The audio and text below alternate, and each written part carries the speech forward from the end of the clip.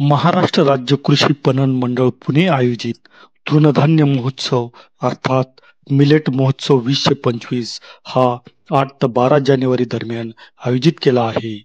या महोत्सवाचे ठिकाण श्री गणेश कला व क्रीडा मंच स्वारगेट पुणे येथे आहे.